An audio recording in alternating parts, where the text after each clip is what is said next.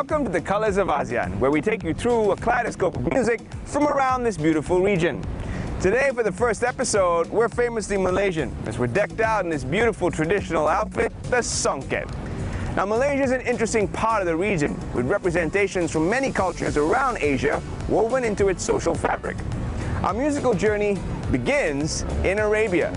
This musical instrument has traveled many miles to be here, and it's now called the gambus. That's right, Terence. Guiding us into this episode is a local expert by the nickname of Dollah Gambus. Not only he produces this instrument from scratch, he's also a part-time lecturer in this particular art. Now, the gambus is similarly built to that of a 6-string guitar, but it has 12 strings and no frets. An interesting take by Dollah, though.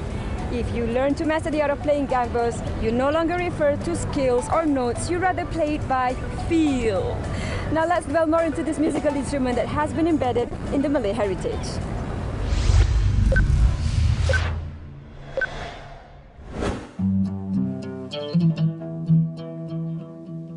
Dari Arab ke Nusantara, datang waktu bayu berhembus, sungguh sedap merdu bunyinya. Petikan syahdu irama gambus. Mengikut pengkaji sejarah, gambus mula dibuat dan dimainkan sejak tamadun Mesir lagi. Ini dibuktikan dengan penemuan lukisan berbentuk gambus di dinding piramid. Seterusnya, ia telah tersebar ke negara-negara Arab.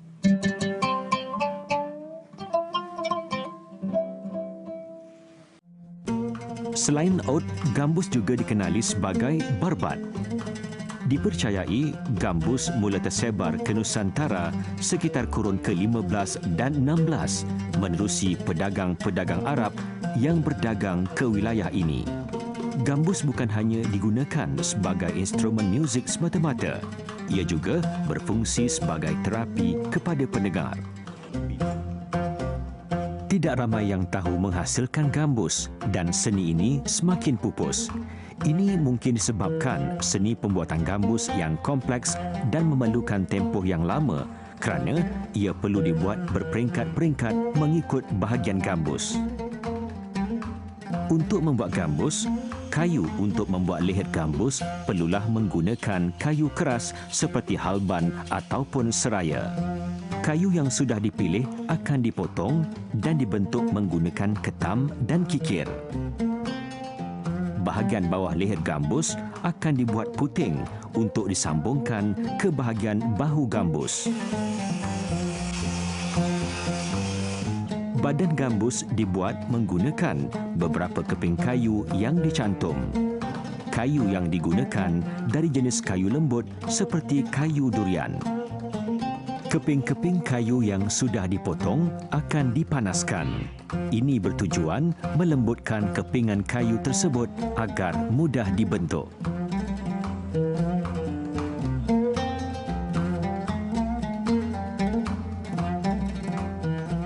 Mold digunakan dalam proses ini untuk mendapatkan bentuk badan gambus yang diinginkan. Kepingan kayu di badan gambus dipotong tirus di bahagian bahu gambus untuk memudahkan ia dicantum. Keping-keping kayu ini akan dicantum menggunakan gam. Proses ini dibuat satu persatu untuk mengeringkan gam yang telah disapu.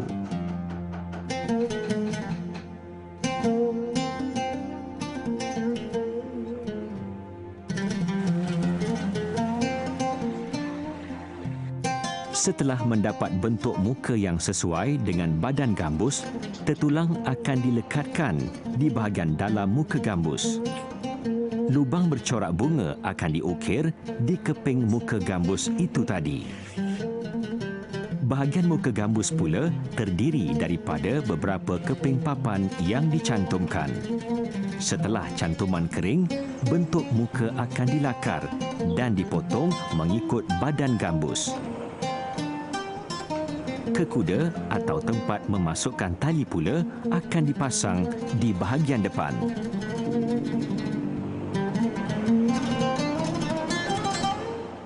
Saya sekarang ni bertugas sebagai pensyarah sambilan di Universiti Pendidikan Serta Inggeris ni.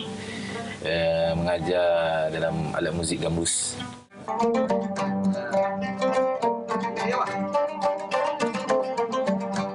Gambus ni dia tak adalah susah sangat. Jadi benda yang utama, yang mana paling paling asas dari benda yang kita ajar tu adalah teknikal lah, maksudnya teknik. Macam mana nak petik, macam mana nak tekan dia punya posisi jari tu pada leher gambus tu kan. Itu yang basic untuk gambus kan. Gambus ada makam, jadi makam yang asas tu ada 8 je. Kalau kita ajar awal 8 cukup dah. Jadi makam ni cara kaedah main dia main dalam taksim. Dia panggil taksim. Taksim ni maksud macam improvisasi lah. Dia bukan lagu yang fix kan. Dia macam dia layan ikut feel dia, tapi ikut makam-makam tertentu. Itu yang asas. Dalam seni permainan gambus, makam adalah tanda nada dalam sistem muzik Arab berbanding kod dalam permainan gitar.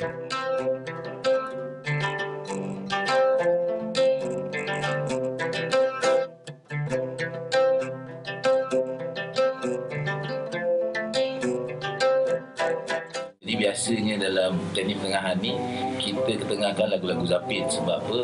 Gambus merupakan alat muzik utama lah. Maksudnya alat muzik utama dalam ensemble zapin ni adalah gambus.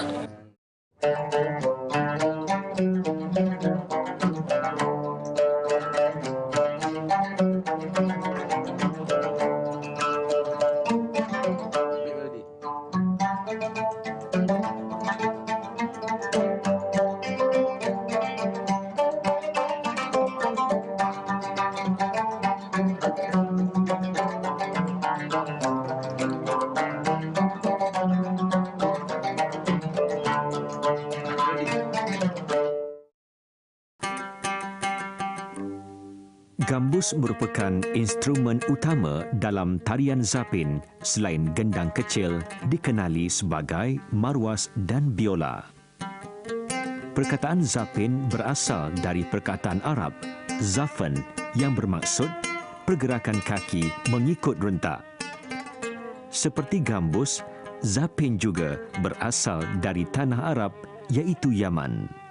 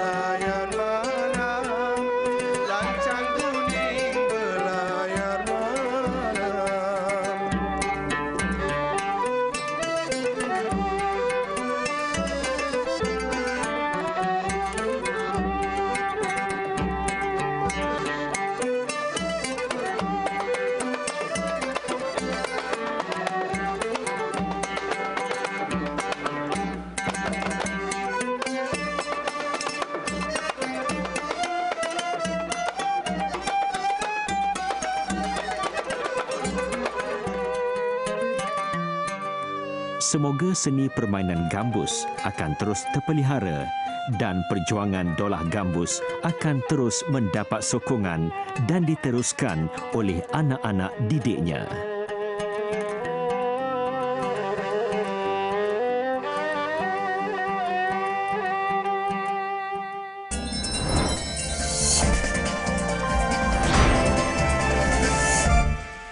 Travel to Cambodia with Pang Cham Nan to take a closer look at the traditional musical instrument of the Khmer society in Cambodia called the takhe. It is made from the jackfruit tree due to its ability to produce distinct and beautiful sounds.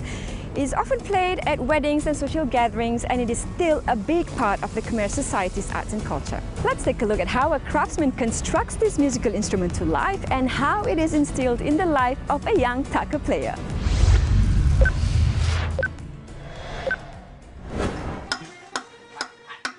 Takhe គឺជាឧបករណ៍តន្ត្រីបុរាណខ្មែរមួយក្នុងចំណោមឧបករណ៍តន្ត្រីជាច្រើនផ្សេងទៀតវាត្រូវបានធ្វើឡើងចេញពីដើមខ្នុរព្រោះតែដើមប្រភេទនេះមានភាពអំណោយផលលើផ្នែកសំឡេងនៃឧបករណ៍តន្ត្រីបុរាណចំពោះការផលិតឲ្យសម្រេចបានចេញជាឧបករណ៍ភ្លេងតាខេគេទាមទារឲ្យឆ្លងកាត់ដំណាក់កាលសំខាន់ៗមួយចំនួនដូចជាការស្វែងរកដើមខ្នុរការកាប់ចាំងនិងដុសខាត់ឲ្យចេញជារូបរាងការបំពាក់ធាតុផ្សំនៃឧបករណ៍និងការលាបថ្នាំឈើជាដំណាក់កាលចុងក្រោយដើម្បីបន្លឺចេញជាសំឡេងពីរោះបានឧបករណ៍តន្ត្រីតាខេត្រូវការធាតុផ្សំដូចជាប្រនួតព្រះធរណីខ្ទង់អង្គុនិងក្រចកសម្រាប់កេះជាដើមអ្នកផលិតតាខេបានយកដើមខ្នុរទាំងស្រុងដើម្បីផលិតចេញជាឧបករណ៍តន្ត្រីមួយនេះជាក់ស្ដែងលោកឆេងពិសីជាប្រជាពលរដ្ឋក្នុងខេត្តកំពង់ធំដែលប្រកបរបរជាអ្នកផលិតឧបករណ៍តន្ត្រីភ្លេងខ្មែរក្នុងនោះក៏មានឧបករណ៍តាខេផងដែរលោកបានប្រកបរបរនេះអស់រយៈពេលជាច្រើនឆ្នាំមកហើយដោយក្នុងគោលបំណងបន្តអភិរក្សនិងលើកតម្កើងឧបករណ៍ភ្លេងខ្មែរកុំឲ្យបាត់បង់លោកបានខិតខំសម្រិតសម្រាំងយ៉ាងម៉ត់ចត់លើការផលិតឧបករណ៍តាខេដ៏មានគុណភាពមួយនេះ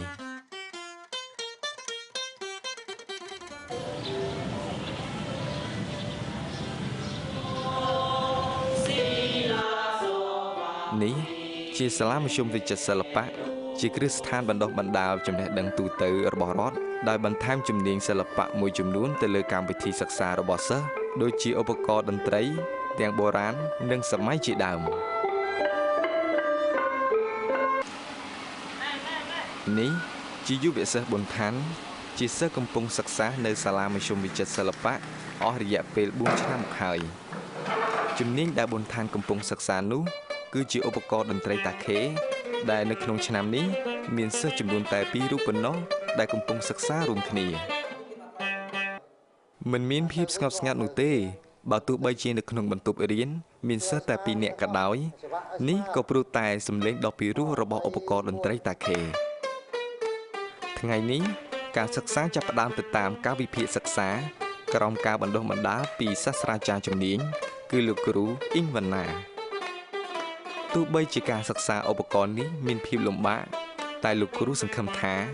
អាចបណ្ដុះពួកគេឲ្យក្លាយជាធនធានបន្តវេនលើជំនាញសិល្បៈបុរាណនៅថ្ងៃអនាគតដោយមានចិត្តស្រឡាញ់លើឧបករណ៍តន្ត្រីបុរាណនេះទើបធ្វើឲ្យយុវសិស្សប៊ុនឋានដាក់ចិត្តមកសិក្សាដោយជ្រើសរើសលើជំនាញឧបករណ៍តាខេនេះមុននឹងអាចចេះលេងបានគាត់បានឆ្លងកាត់ភាពលំបាកក្នុងការរៀនដូចជាការចាប់ខ្ទង់ជាដើមដែលធ្វើឲ្យការដេញឧបករណ៍តាខេឮសូរសំឡេងភ្លាវក្នុងនោះដែរការសិក្សាពីកំហុសបានធ្វើឲ្យគាត់អាចសម្រេចបានការចេះលេងឧបករណ៍តាខេដូច្នេះដើម្បីដេញបានចេញជាបទបែបនេះតើយើងត្រូវការសិក្សាលើដំណាក់កាលអ្វីខ្លះជំហាននៃការលេងតាខេទី1យើងត្រូវរៀនកញ្ចក់កែវាឲ្យដឹងសំឡេងស្មើមិនស្មើចេញចូលបន្ទាប់មកបានយើងរៀនចាប់ខ្ទង់ឲ្យស្គាល់ខ្ទង់ស្គាល់សំឡេងហើយបានយើងរៀនបទបាទជំហានងាយស្រួលសម្រាប់ខ្ញុំគឺការកែកញ្ចក់បាទងាយស្រួលដល់ថាយើងកែកញ្ចក់ប្រើកម្លាំងធម្មតាអត់លំបាកគ្រាន់តែថ្លឹងសំឡេងជំហានលំបាករបស់ខ្ញុំគឺការប្រើដៃចាប់ទៅខ្ទង់ជួនកាលយើងលោតហួសខ្ទង់ជួនកាលយើងចាប់ភ្លាវយើងថ្លឹងសំឡេងខុសប៊ុនឋានកំពុងរស់នៅឯតំបន់ជីក្រុងដែលមានចម្ងាយប្រហែល25គីឡូម៉ែត្រពីរាជធានីភ្នំពេញសប្តាហ៍ថ្ងៃនេះគាត់រស់នៅជាមួយនឹងបងស្រីនិងឪពុករបស់គាត់ ដែលឪពុករបស់គាត់ក៏ជាអ្នកលេងភ្លេងឧបករណ៍តន្ត្រីបុរាណខ្មែរអាជីពមួយរូបផងដែរដោយសារតែស្រឡាញ់មុខជំនាញតាខេគាត់ក៏មានតាខេផ្ទាល់ខ្លួនរបស់គាត់នៅឯផ្ទះផងដែរគាត់ស្រឡាញ់តាខេប្រៀបដូចជារបស់សំខាន់ក្នុងជីវិតដោយតែងតែសម្អាតនិងថែទាំជាប្រចាំគាត់យកពេលទំនេរខ្លះមកវឹកហាត់លេងឧបករណ៍តន្ត្រីតាខេតែម្នាក់ឯងជួនកាលជាមួយនឹងឪពុករបស់គាត់ដើម្បីដុសខាត់សមត្ថភាពបន្ថែម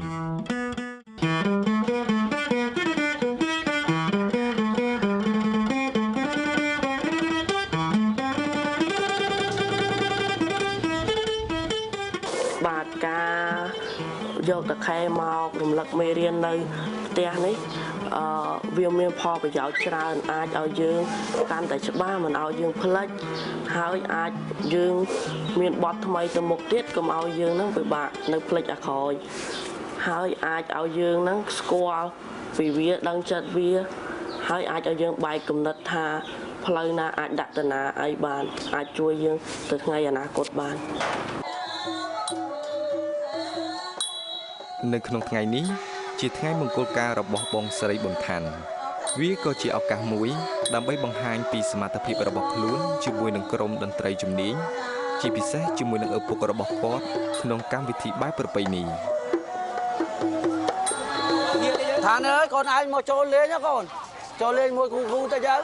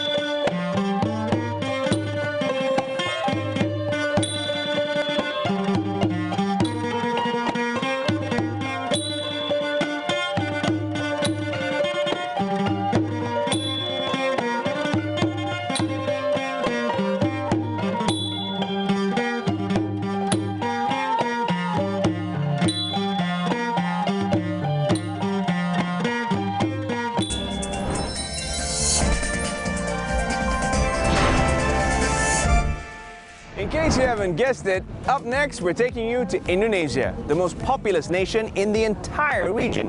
It's also home to 13,000 different islands. With such diversity, you can just imagine the symphony of culture of the Indonesians. Case in point, this beautiful Javanese outfit I'm wearing.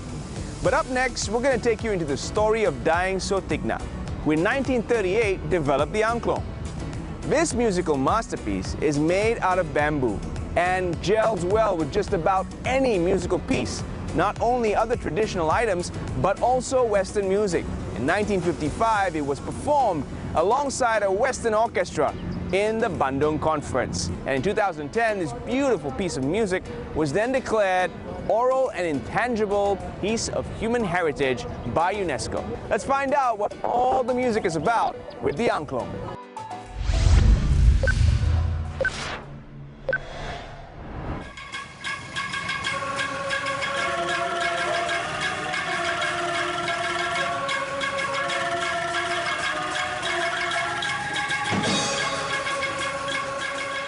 It is one of the most popular and common musical instruments found across Southeast Asia, but it originated from Indonesia, in what is now the West Java province, where it has been traditionally played for many centuries. In the old days, angklung was only played traditionally in a community.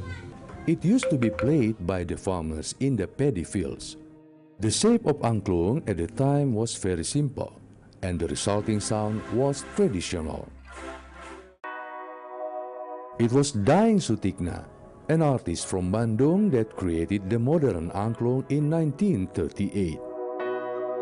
To date, traces of his struggle in developing angklung are still well remembered and told by his family. Angklung was first played in an orchestra in 1955. It was during the Asia-Africa Conference in Bandung. Since then, angklung started to gain its popularity and become widely known even by nations all over the world. In 1966, Ujo Ngalagena, one of Daeng Sutikna's disciples, opened Sau Angklung, or House of Angklung, in his efforts to preserve this unique musical instrument. Ujo Ngalagena developed the role of angklung as a medium for education and entertainment.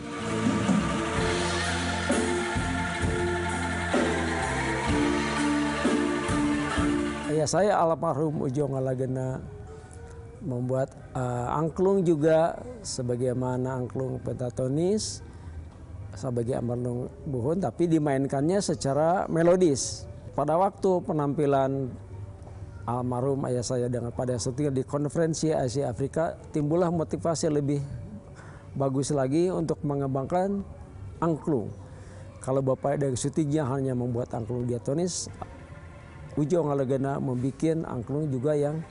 pentatonis, yang tradisi yang mulai tadi terpinggirkan itu.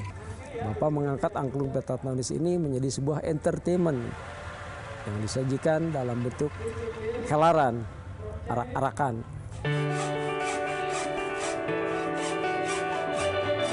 Angklung is basically made of 2 to 4 bamboo tubes, hang on bamboo frames and tied with rattan rope. In order to create a high-quality angklung, it has to use a selection of bamboo with best quality.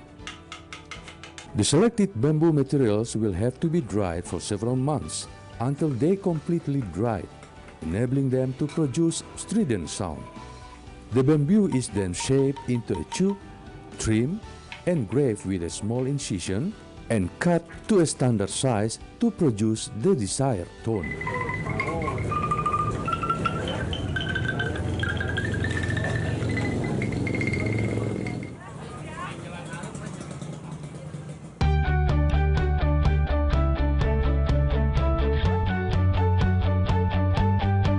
Many schools in Indonesia have even included angklung as part of their music curriculum and co-curricular activities.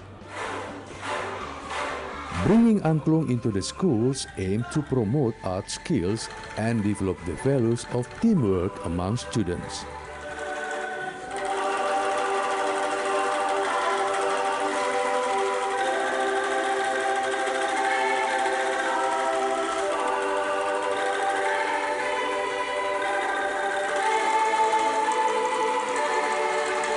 Karena Alsya waktu kecil pernah ngelihat orang-orang lagi bermain angklung. Alsya tertarik untuk bermain angklung. Jadi Alsya suka bermain angklung. Senang bisa bermain angklung bersama-sama teman. Gembira. Angklung is a unique musical instrument. Playing this instrument in an orchestra requires skillful cooperation and coordination among the players. Along with the changing times, the form of angklung and how to play it continue to experience development and innovation. Thanks to the digital technology, angklung now can even be played by robots. Klungbot or angklung robot was invented by Eko Mursito Budi, an engineer and lecturer at the Institute Technology in Bandung. He was inspired to engineering a robot that can play angklung. Eko Mursito Budi has made a breakthrough on the art of playing angklung. Memang akhirnya kita selidiki apa sains di balik angklung. Akustiknya bagaimana begitu ya, terutama dari segi akustiknya. Nah, kami jadi tertarik begitu. Ternyata ada ilmu yang tinggi di balik angklung itu sendiri, sehingga kami jadikan topik penelitian. By utilizing his knowledge in technology, he convinced the public that playing angklung can be much easier and even more efficient. Nah, untuk menggantikan lengan manusia yang menggetarkan angklung, maka kita gunakan sebuah motor DC yang dipasang penggetar engkol ini. Sehingga ketika motor berputar, engkol ini akan bergerak maju mundur dan akan menggetarkan angklungnya.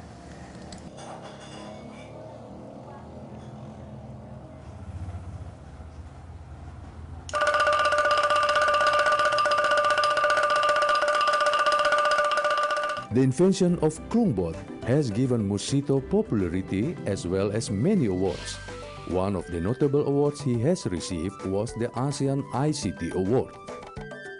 In 2010, UNESCO officially recognized angklung as Indonesian masterpiece of oral and intangible heritage of humanity.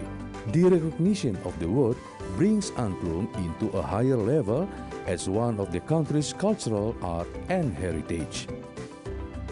And now, we are seeing more and more people are interested in learning and enjoying playing angklung.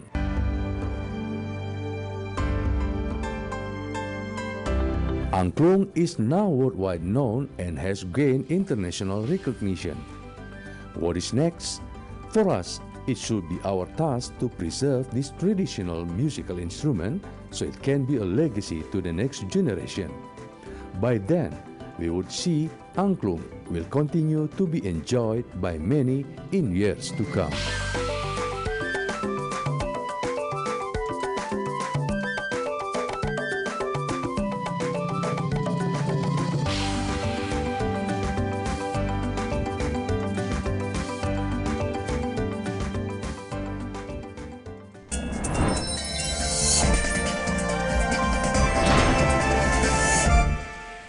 That's all the time we have for now. We hope you've enjoyed the sounds of angklung, gambus and the takhe. Maybe you want to pick one up.